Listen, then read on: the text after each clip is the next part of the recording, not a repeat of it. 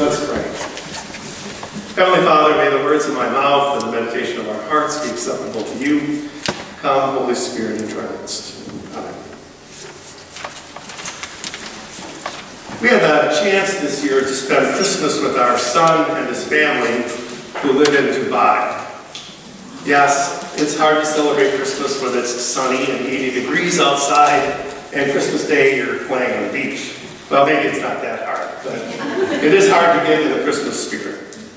It was great to be in that sunny weather and to spend that time outdoors, but the best part was to be with grandkids and to see their joy and to see their anticipation on Christmas Day and opening presents. Yes, Santa does come in the middle of the desert. There were half-eaten cookies and carrots to prove that Santa was in fact there. But one of our 4-year-old grandsons, twin grandsons, is into astronomy. He knows all the planets by name, which is amazing, and he's fascinated with spaceships and astronauts. For one of his gifts, the parents brought him a little telescope, one of these plastic telescopes that you really can't see much out of. But on Christmas Day night, Jax, his name, and I went out, sat on the front steps to see if we could see things and stars with that telescope. Now, I had seen the moon a couple of nights before, a full moon, and I was really distracted trying to find out where that was. I kind of lost my bearings, lost my orientation. I thought, if we could see that moon through that telescope, it would be an awesome thing. And I can't find it. I'm walking up and down the street trying to figure out where it is and looking up in the sky. In the meantime, Jax is still, my 4-year-old grandson, still sitting on the front steps, looking up at the sky, and amazed as the stars as they start appearing. You know how it is when the sun goes down here, there, and everywhere. Grandpa, look! Another one! Look, Grandpa, another one! Here I was, the Eagle Scout with astronomy merit badge, and my grandson is more enthralled, more excited, more amazed by the wonders of the evening sky. My grandson taught me a lesson that night. I was so caught up, so distracted by looking for the moon and trying to make that little telescope work that I didn't see and experience the simple joy, the simple wonder that comes in just watching the stars appear, just watching the night sky. It must have been that same sense of amazement and wonder that captured the imagination of those wise men who followed the star to discover Jesus. I can't imagine how foolish, how wise, pun intended, it must have been to those to seek after, leave everything, pack up, and follow after a star. Follow on some wild goose chase. Imagine what your friends and relatives might say is like, yeah, I'm leaving for a couple weeks. I see the star in the sky. I'm going to take off and follow it. Imagine how wise it would seem. The wise men were inspired by the belief that this star would lead them to new promises, that this star would lead them to a new king, that this star would lead them to a new age, a promised Messiah, a Savior of the world, a King who would bring peace and reconciliation to a world filled with conflict and violence. It was their belief in this promise of the star that motivated these wise men to foolishly set out after it. I wonder if the Star of Bethlehem still holds that same sense of hope for us today. Do we still believe that the birth of Jesus ushered in a new age, an age of hope, an age of peace and reconciliation? Are we still captivated by the promises of God?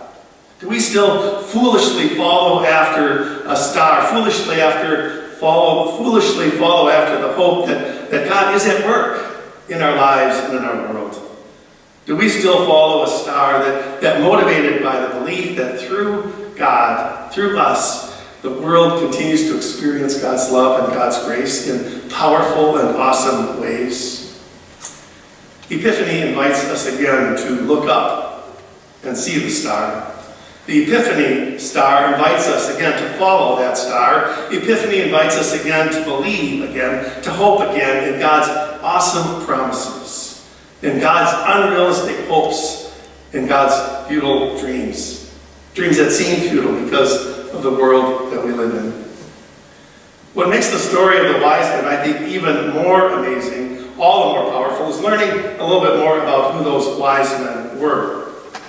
Most biblical scholars believe that they were actually Zoroastrian priests, all right? The Zoroastrian religion is one of the oldest religions in the world. It predates Jewish religion. It predates Christianity.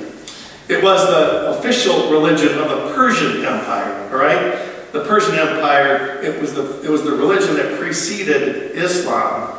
Now, even though they didn't believe, these priests didn't believe in the Hebrew Scriptures, which is our Old Testament, they did believe in God. They had a belief that there was a judgment by God after death, that there was some sort of promise of a coming Messiah.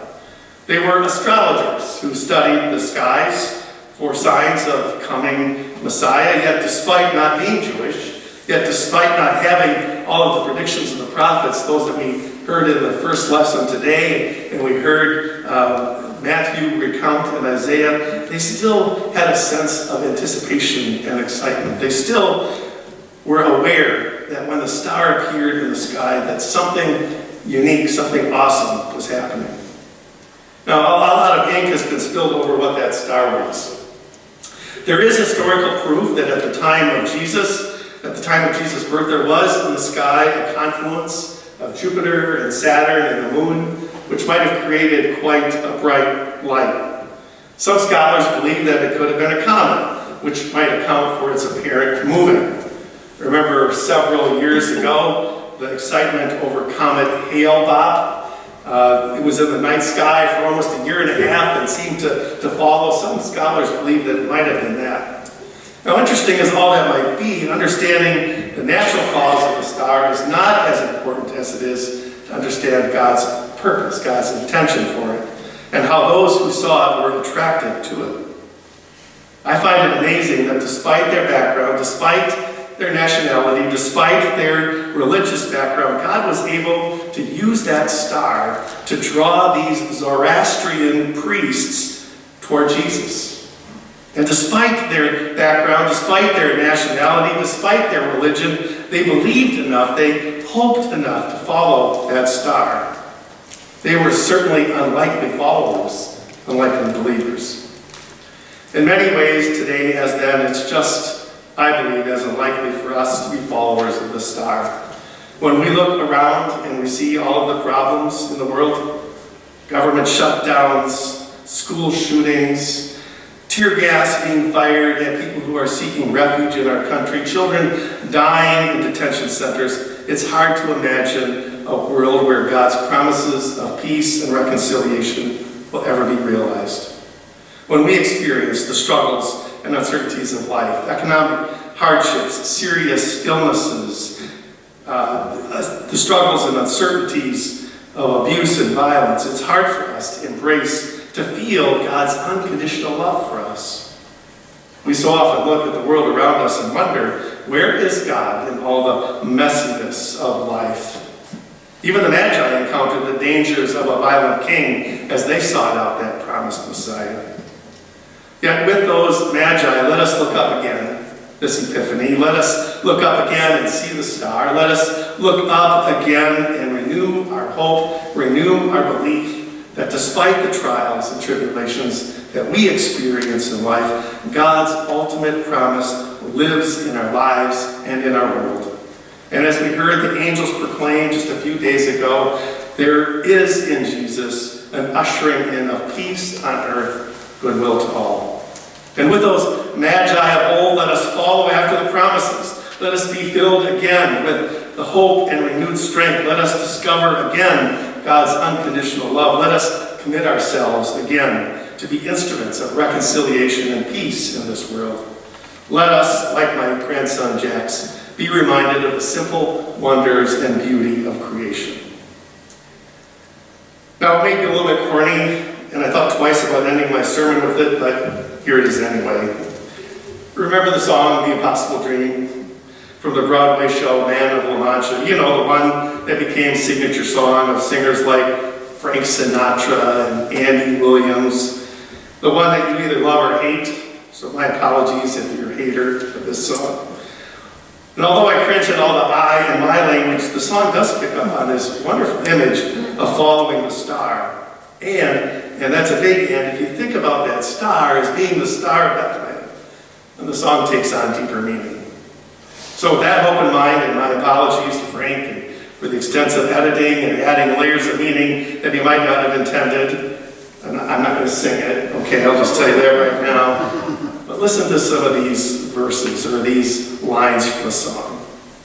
To reach the unreachable star, this is our quest.